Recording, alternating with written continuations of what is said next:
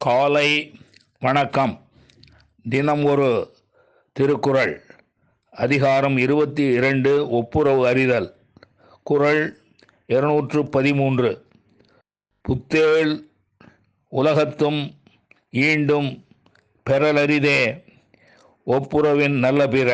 மீண்டும், புத்தேள் உலகத்தும் ஈண்டும் பெறலரிதே ஒப்புரவின் நல்ல பிற.